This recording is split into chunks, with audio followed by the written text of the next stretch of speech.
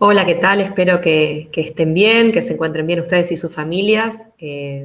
Quería compartir este video para hacer una pequeña presentación vinculada con la clase 6, que es la que vamos a compartir el día de hoy.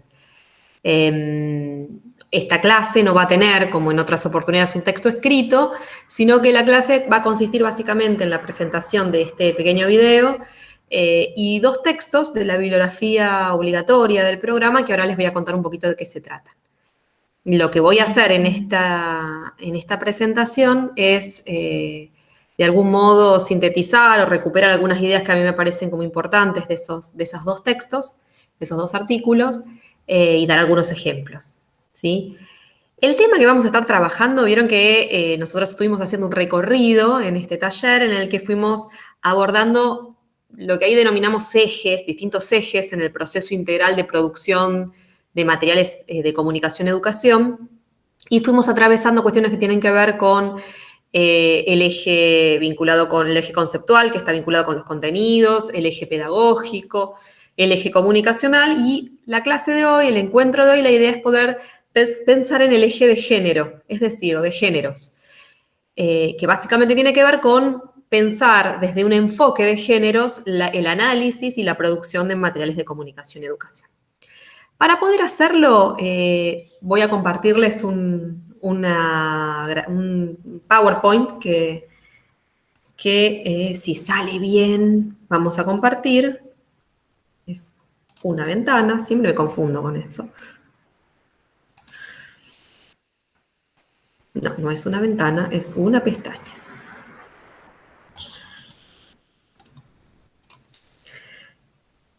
Ahí vamos, ténganme paciencia, esto siempre se me complica. Ahí está. Bueno, ahí los estoy dejando, las estoy dejando de ver, les estoy dejando de ver, así que vamos a ver cómo sale. Bueno, les decía entonces que la idea ahora es poner en común algunas cuestiones que tienen que ver con el análisis crítico de materiales desde un enfoque de género. Bueno, ¿cuáles son los textos que forman parte de la bibliografía que de alguna manera voy a sistematizar acá? Vamos a trabajar con dos textos. Un texto es un texto, en realidad es una clase virtual, ¿sí?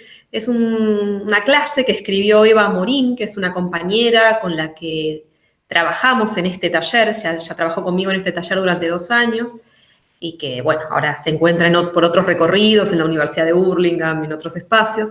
Eva se especializa en producción de materiales educativos con enfoque de género, y nos cedió los derechos, digamos, me permitió, se lo pedí, me permitió poner como bibliografía una clase virtual que ella escribió para un curso, un curso virtual sobre producción de materiales de comunicación y educación que generó para una asociación civil que se llama Trama, que tal vez la conocen, que se especializa en temas de género.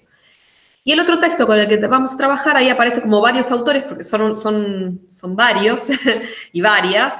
Se llama Medios de Comunicación y Discriminación, tiene un nombre bastante más largo, y es una producción colectiva del área queer de la Facultad de Filosofía y Letras. Ahora vamos a ver algunas cuestiones puntuales de este texto, pero este texto, a diferencia del anterior, no está pensado directamente en relación con la producción de materiales de comunicación y educación, sino que es un texto en el que los autores lo que hacen es brindar algunos tips, algunos criterios para la escritura con enfoque de género en la prensa, ¿no? En los medios de comunicación, fundamentalmente escritos, gráficos. Sin embargo, muchas de las cuestiones que ellos plantean en ese texto me parece que son útiles para pensar como propuestas o como criterios para pensar la producción de materiales educativos. Así que les voy a pedir que cuando lo lean en esa sintonía, ¿no? Muy bien, ¿qué cuestiones vamos a abordar hoy, en la clase de hoy? Por un lado, vamos a trabajar como 3 grandes ejes, 3 grandes cuestiones, cuando hablamos del eje género. Por un lado, vamos a trabajar en el análisis crítico de materiales educativos desde un enfoque de géneros, esto que decía hoy. Es decir, la idea es poder poner en común algunos conceptos, algunas categorías que nos permitan analizar materiales de comunicación y educación desde una perspectiva no sexista y una perspectiva además crítica, ¿no?, de la discriminación y de las desigualdades de género. También vamos a dedicarle un ratito a algunos debates en torno del uso del lenguaje, esto de la X, la E, el lenguaje inclusivo. Y luego vamos a abordar un listado, una serie de criterios para la construcción de materiales educativos no sexistas. Bueno, ¿qué nos vamos a proponer cuando reflexionamos sobre el uso del lenguaje? Cuando arrancamos, digamos, este taller, una de las cuestiones que fuimos planteando era qué implica el enfoque de género en la producción de materiales, ¿no? Tiene que ver con las audiencias, tiene que ver con los temas, tiene que ver con el enfoque. Bueno, cuando pensamos en el uso del lenguaje en la producción de materiales, ya sea cualquiera de los lenguajes con los que podamos producir materiales, digamos, poder hacerlo resulta muy relevante no solo en términos de pensar que un material tiene enfoque de género por el tema o por la audiencia a la que se dirige, sino que en realidad cuando pensamos en la producción de materiales educativos es muy relevante que pensemos cómo el enfoque de géneros atraviesa todo el proceso de producción de material. Y en ese sentido, reflexionar sobre el uso del lenguaje nos permite desnaturalizar estereotipos, desnaturalizar prejuicios vinculados con géneros y sexualidades. También nos permite posicionarnos conceptualmente en relación con determinados temas e incluir voces y posiciones de distintos actores sociales o colectivos. También identificar, digamos, poder lograr identificar usos peyorativos de determinados términos, ¿no? Como determinados términos en realidad lo que hacen es fortalecer la desigualdad, la discriminación y no, tenemos que erradicarlos del lenguaje. También reflexionar sobre distintos modos de pensar y de tomar decisiones en relación con el uso del lenguaje inclusivo. Y por último, lo que nos proponemos es, como objetivo final, es poder construir materiales de educación y comunicación no sexistas. Bien, el texto del área queer, que sus autores principales son Parchuk y Silvia Elizalde, plantean que una cuestión central, digamos, una primera cuestión cuando construimos materiales o cuando analizamos materiales es pensar, bueno, ya hoy decía, ¿no? Ellas están pensando más en el trabajo de los periodistas o de las periodistas, pero pensemos en general desde este mismo criterio la producción de materiales. Es muy importante poder, digamos, producir mensajes que sean sensibles o producir desde una perspectiva que sea sensible e identificar representaciones discriminatorias.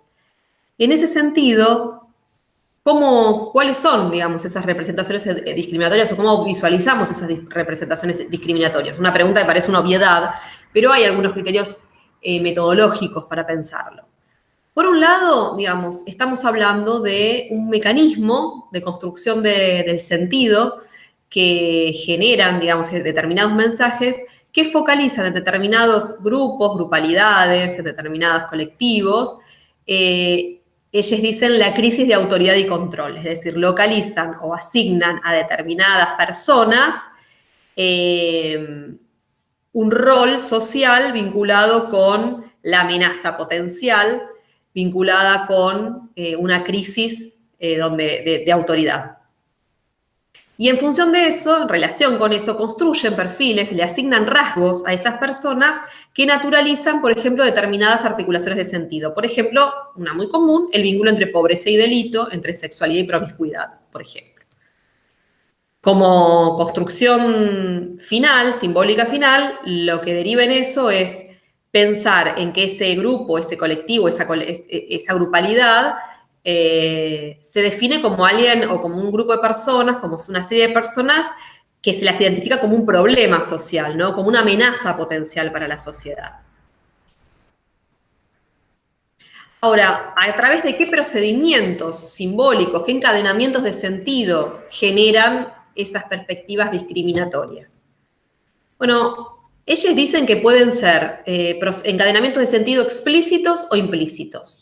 Explícitos el uso de determinados términos discriminatorios, ¿no? Términos xenófobos que denotan sexismo, homofobia, lesbofobia, transfobia, etcétera, etcétera, etcétera. Pero también el uso de enunciados que no son explícitamente discriminatorios, sino que de alguna manera muestran un cierto punto medio, liberal, moderado, neutral, en relación con determinados colectivos, grupos, personas. Ahora, en ambos casos, sea de manera explícita o de manera implícita, lo que se hace es descontextualizar y deshistorizar las condiciones de producción de esos enunciados. Y por ende, al deshistorizarlos, se ocultan que hay ideologías que sostienen ese modo de construcción de sentido, ¿sí? Entonces, lo que termina ocurriendo es que a ciertos sujetos o a ciertos sujetos se les asignan ciertos rasgos, y esos ciertos rasgos siempre son rasgos negativos, ¿sí? Que los van construyendo como una amenaza. Ahora, está ahí la lectura que ellos hacen de lo que suele ocurrir en el caso que ellos analizan en la prensa gráfica, pero lo podríamos decir en muchas producciones de materiales. Ahora, ¿qué significa? ¿Qué podría significar para nosotros, producir materiales con perspectiva de géneros? Hoy decía, ¿no? Producir materiales con perspectiva de género tiene que ver con a quién se dirige el material, tiene que ver con el tema que voy a trabajar. Y a mí me interesa más plantear que en realidad tiene que ver con el enfoque. Y que ese enfoque es transversal a cualquier tema y a cualquier audiencia.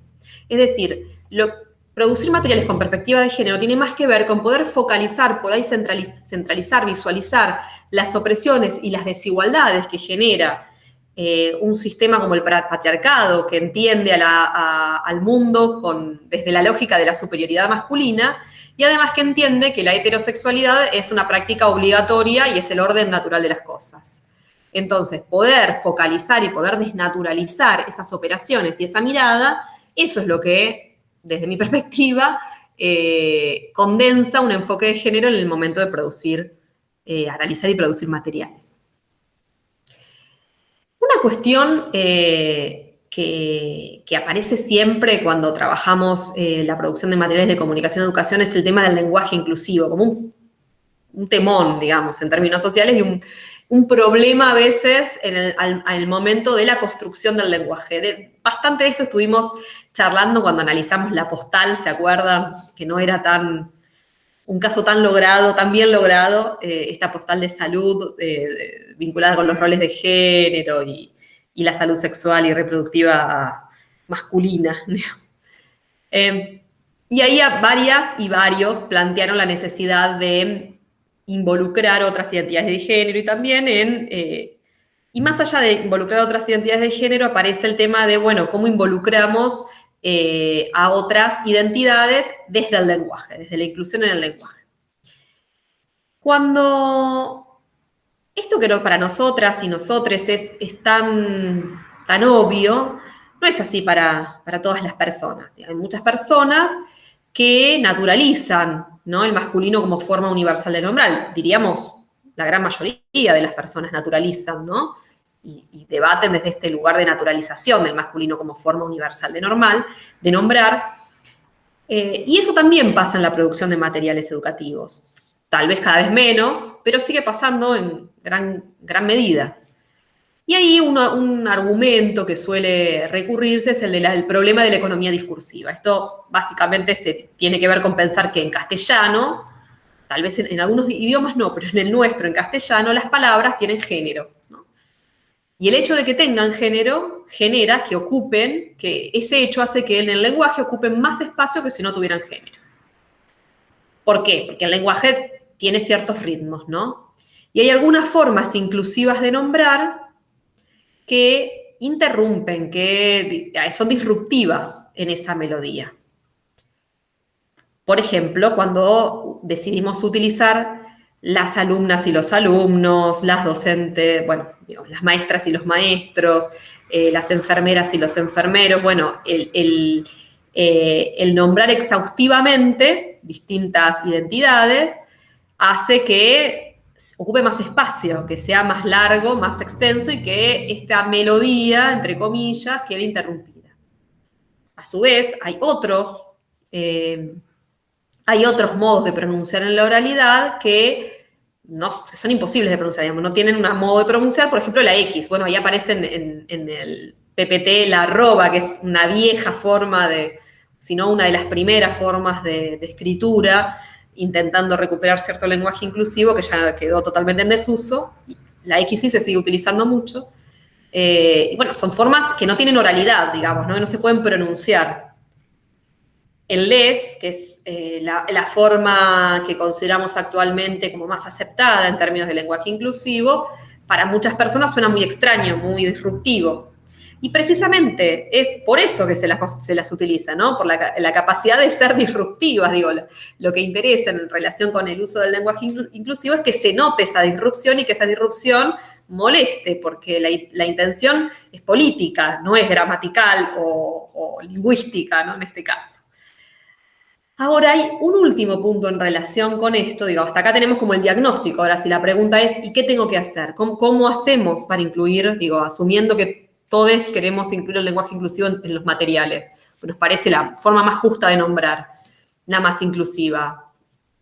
¿Cómo lo hacemos? ¿Hay una forma mejor que otra de hacerlo? Y en realidad ahí la respuesta, o lo que a mí me interesaba traer al debate o traer al intercambio hoy, es que no hay una receta para eso y que en realidad es muy importante, tenemos que evaluar, analizar en cada caso de qué modo utilizar el lenguaje y de qué modo utilizar puntualmente el lenguaje inclusivo. La pregunta es, ¿obstaculiza la comprensión? ¿Puede generar rechazo? Hay una pregunta ahí al final del PPT que es ¿qué ganamos y qué perdemos? Que para mí es una pregunta como central, desde una perspectiva, si se quiere, de planificación estratégica, ¿no? De los materiales, que es cuánto ganamos y cuánto perdemos con el uso del lenguaje inclusivo en un material específico, dirigido a una audiencia específica y con objetivos específicos y determinados modos de circulación de ese material específicos. ¿A qué me refiero? Les voy a dar un ejemplo. Trabajamos la clase pasada con el análisis de un material para profes de educación física vinculado con identidades y con masculinidades más específicamente, nuevas masculinidades, y una cuestión que aparece muy obvia en ese material es que no usa el lenguaje inclusivo. Y hay una razón estratégica por la cual no lo hace. En el trabajo previo, digamos, de diagnóstico y de análisis que hicieron las compañeras Paula y Juliana, que son las autoras, digamos, de este material, hicieron un trabajo de entrevistas, de observaciones de clases, de entrevistas con profes de educación física, de distintas identidades sexogenéricas y distintas experiencias, distintas edades, distintas trayectorias como docentes. Y lo que ellos encontraban era que en gran parte, salvo en unos pocos casos que pudieron identificar de algunas profes que tenían una formación específica en género, para las demás personas que formaban parte de ese colectivo, generaba sumo rechazo el uso del lenguaje inclusivo. Y en ese caso ellas, sabiendo que era una pérdida en términos de posicionamiento personal, decidieron no incluirlo porque llegaron a la conclusión de que ese uso hubiera directamente clausurado la posibilidad de que esas personas aceptaran y se acercaran a ese material. Y ahí la decisión fue estratégica, digamos, en este sentido de qué se gana y qué se pierde con esa decisión. Lo que perdemos ya lo sabemos. Lo que ellas entienden que ganaron es la posibilidad, incluso luego de terminar el material hicieron una validación y lo trabajaron con algunos profes. Y lo que varias personas, varios profes, sobre todo identificados con género masculino, digamos, les planteaban era que no, digamos, que si hubiera tenido el uso del lenguaje inclusivo directamente, lo hubieran cerrado y no lo hubieran ni mirado ese trabajo, ese texto, ese manual. Entonces, ahí me parece que lo que es importante en relación con esto es pensar que no hay una decisión previa, una recomendación común y única en relación con esto para cualquier tipo de material, sino que tengo que pensar muy bien en cada caso qué es mejor, si para esa situación, para esas audiencias. Y por eso, y acá conecto con clases anteriores, es tan importante el eje pedagógico y la investigación diagnóstica. La investigación con la población, el estudio previo de los mitos, las prenociones, las ideas previas, los prejuicios, las prácticas de la población que es audiencia, futura audiencia de estos materiales que estamos pensando y proyectando, es muy importante para poder identificar estas cuestiones y tomar la mejor decisión en cada caso, ¿sí? Bueno, vamos ahora a la última parte de esta pequeña presentación que tenía que ver con algunos criterios para materiales no sexistas, y para eso voy a retomar aportes del texto del área queer, de Parchubí Elizalde, y aportes que hace Eva Morín en su clase virtual. Voy a comenzar con el recorte que hace Eva. Cuando ella piensa, bueno, ¿qué cosas tenemos que tener en cuenta para producir un material no sexista o de alguna manera inclusivo o que diera cuenta de una mirada no patriarcal? Ella plantea, bueno, por un lado es muy importante poder tener una mirada general sobre el material y detenernos en, dice ella, las sutilezas. ¿A qué se refiere con las sutilezas? Se hace como varias preguntas, ella dice en algún momento, dice, bueno, ¿dónde están puestas la belleza, la simpatía, el amor, el humor, la lucha, la transformación, lo activo, el saber? ¿Dónde están puestos esos valores o esas características positivas? ¿Y dónde están puestas las negativas? ¿Dónde está puesta la ignorancia? ¿Dónde está puesto la pasividad? Digo, entonces, preguntarnos siempre qué personajes, qué situaciones, qué ejemplos, qué imágenes encarnan determinadas acciones es lo que nos permite entender si un material aporta a la desnaturalización del patriarcado o en realidad está asignando estereotipadamente roles a géneros, ¿sí?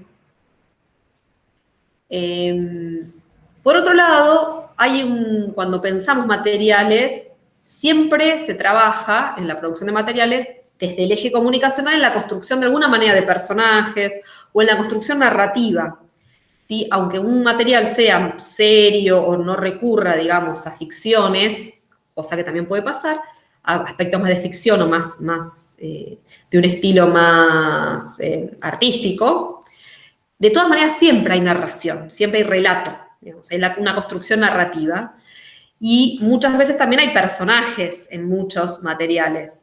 Entonces ahí es muy importante que pensemos en esos personajes arquetípicos, cómo se construyen esos personajes arquetípicos, ¿no?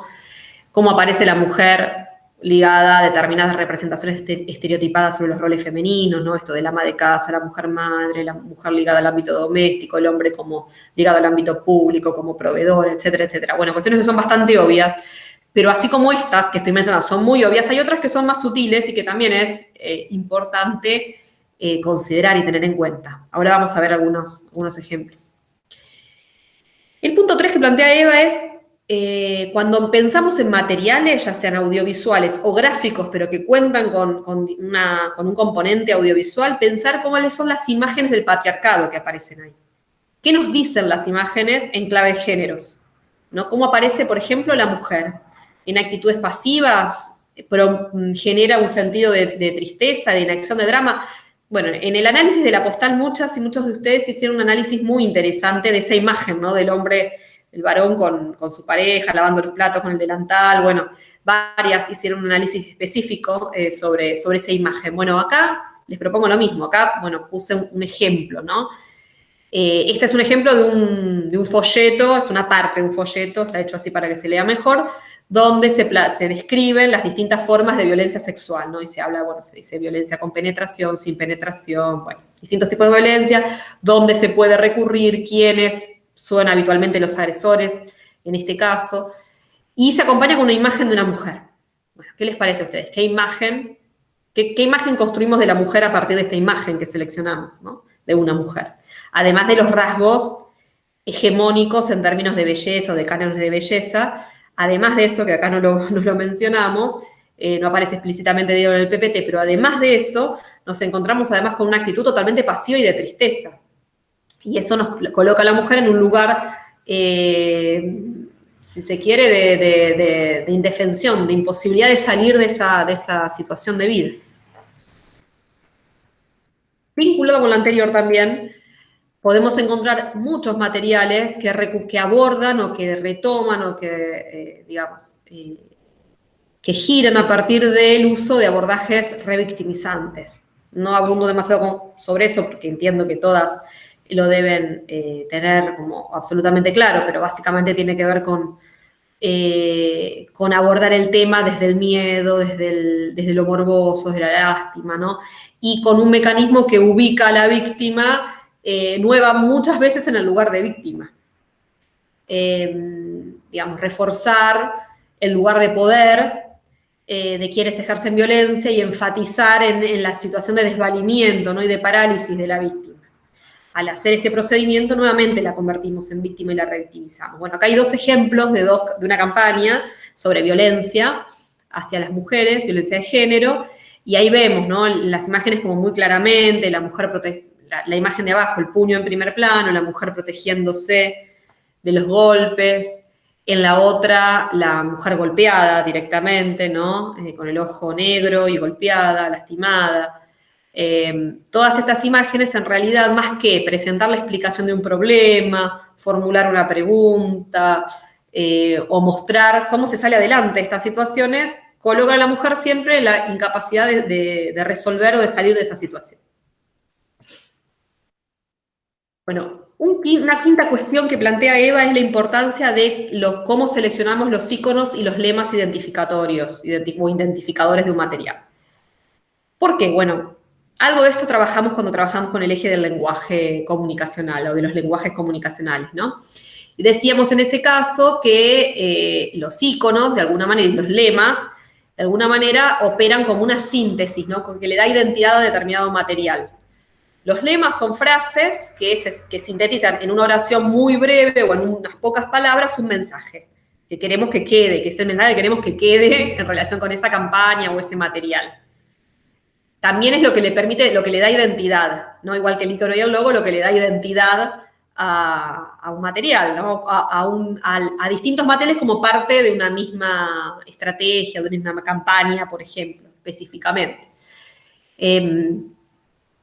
Ahí es importante que en la construcción de ese lema, más que, como vimos hoy, voy a volver atrás, más que el basta de violencia hacia la mujer, o si no te pega no te quiere, que son lemas, o si te pega no te quiere, que son lemas como bastante conocidos, y que hacen foco tal vez en el eje del problema y la pasividad, por ahí se pueden pensar más constructivamente lemas e íconos que apunten a la autoafirmación colectiva, a la acción, a la transformación. Ahí tenemos un ejemplo que es "A amar se aprende", que es un lema que utilizaron la Asociación Civil Trama en una campaña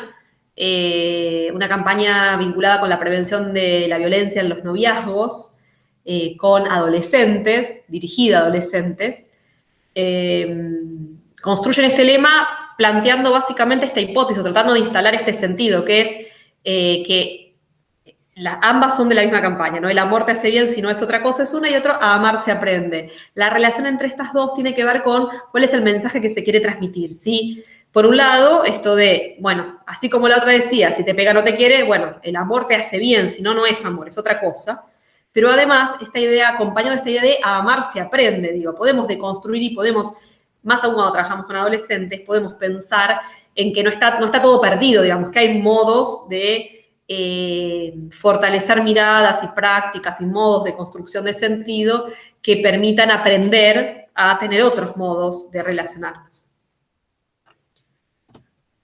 Estos son algunos ejemplos vinculados con eso, de cómo se aplica el lema y el icono en este caso. Esto es parte de esta misma campaña. La campaña, no lo dije recién, se llamaba ¿Qué onda? ¿Qué onda con el amor? En realidad era más largo el nombre era ¿Qué onda con el amor? Y el hashtag que usaban era ¿Qué onda? Con el icono, digamos, que identificaba a la campaña es este que ven ahí, parecido al logo de WhatsApp, pero con un corazón en el medio.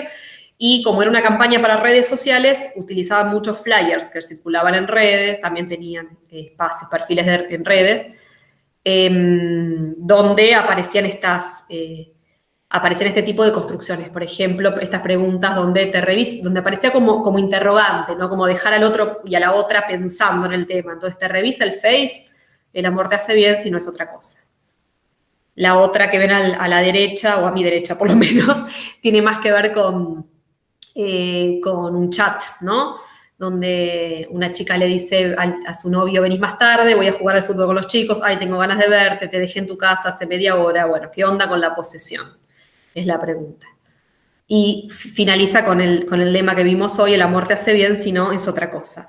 Si acá la intención de estos materiales es interpelar hacia la pregunta, o sea, instalar situaciones cotidianas para los pibes y generar alguna pregunta, que se hagan alguna pregunta en relación con esas dinámicas habituales de su vida cotidiana, del modo que construyen sus vínculos amorosos. No avanzo más, perdón, no avanzo más sobre eso, podría decir otras cosas de esta campaña, pero porque es un caso que por ahí es interesante que después retomemos en algún otro momento, en relación con por qué tomaron determinadas decisiones en esta campaña. Bueno, un sexto punto que plantea Eva en su texto, en su clase virtual, es la importancia de la inclusión de las identidades de género en la enunciación. Y acá retomo esto que ustedes cuando analizaron la postal planteaban muchas decían, bueno, acá faltan otras identidades, acá está dirigido a varones, o sea, solo se está interpelando a varones cis, ¿no? Heterosexuales cis. Bueno, ahí hay varias cuestiones para pensar. Una primera cuestión para pensar es cómo, con qué términos incluimos en un material a las distintas identidades de género. Eva, en su clase, hace una mención, ella señala, y es un tema que es interesante que lo podamos debatir, porque tal vez ustedes tengan otra mirada al respecto o no, pero me parece interesante para debatir, es que suele usarse mucho, intentando generar una mirada inclusiva, suele usarse mucho frases como personas de la diversidad sexual, personas diversas, grupos de la diversidad. Y Eva es muy crítica de ese modo de construcción del discurso.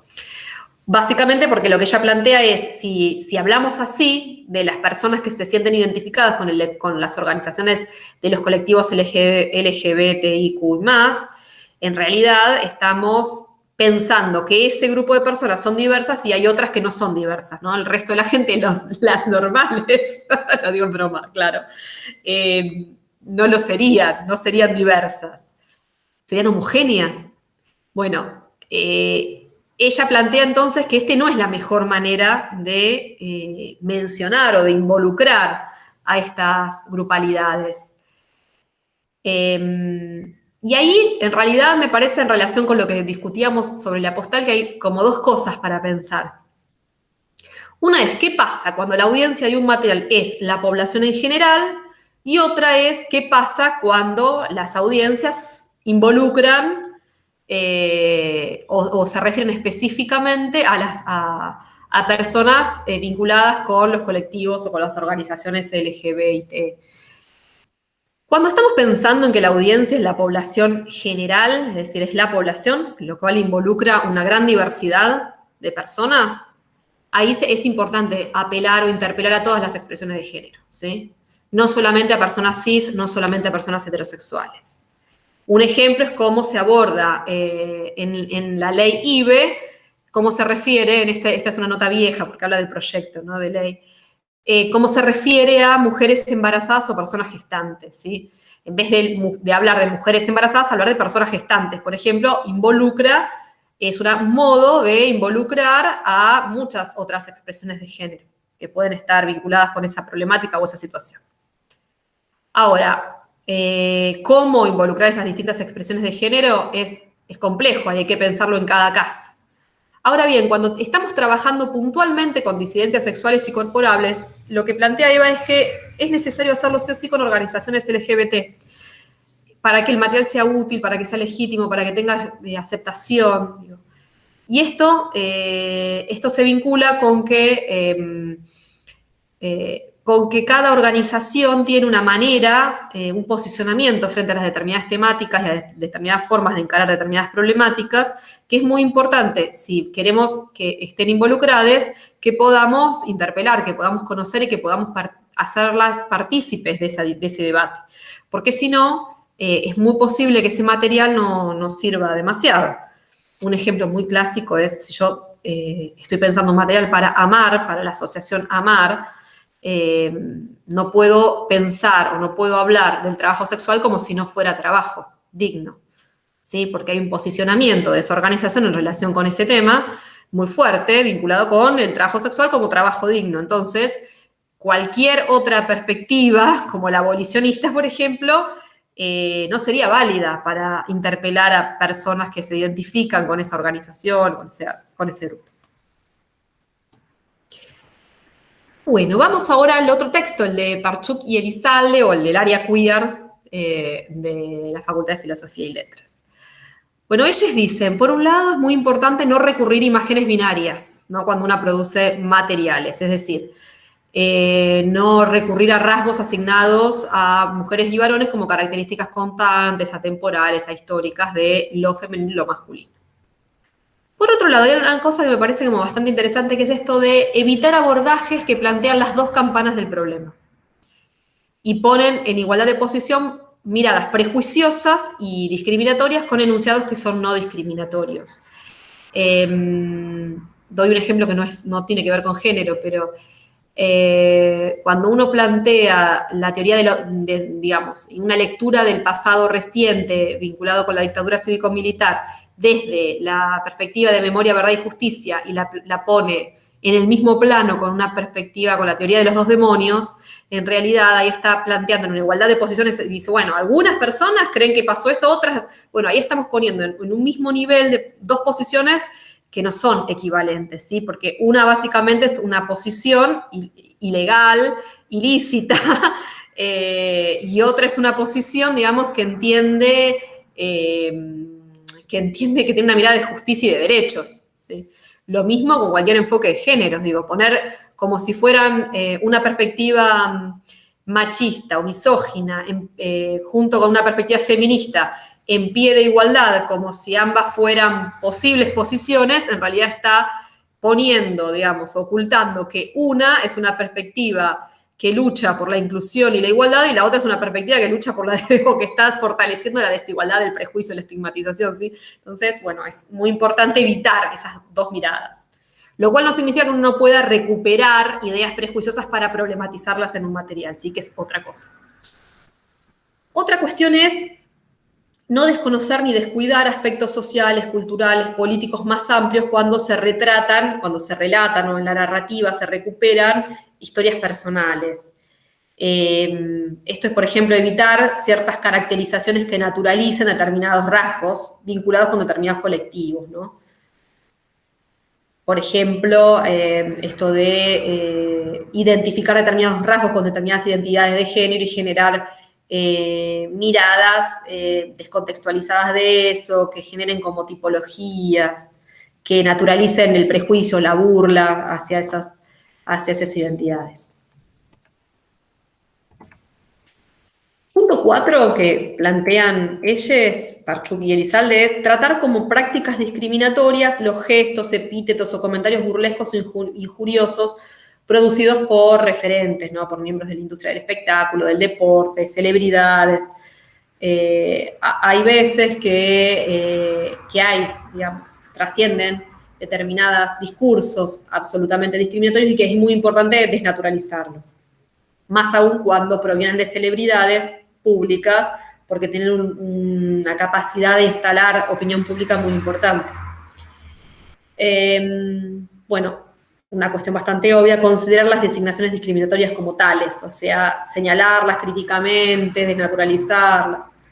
Y por último, consultar con los movimientos, pareció a lo que decía Eva, consultar con los movimientos antidiscriminatorios y antirrepresivos o con los colectivos involucrados cuando se producen materiales sobre experiencias o situaciones relacionadas con personas pertenecientes a esos colectivos. Bien, bueno, vamos a dejar de compartir. Bueno, hasta acá llegamos hoy, ¿sí? Fuimos a lo largo de este encuentro recorriendo distintos principios, distintos criterios, distintas miradas acerca del enfoque de géneros como transversal a la producción de materiales de comunicación y educación. La idea es que puedan, en los próximos días, en las próximas semanas, recuperar estas ideas para una actividad específica que se van a encontrar en la clase, que se las voy a presentar, digamos, en otro espacio en la clase, ¿sí? Bueno, hasta acá llegamos ahora. Quedamos en contacto para el intercambio a partir de esta actividad y, bueno, cualquier duda, acá estamos. Les dejo un abrazo y saludos.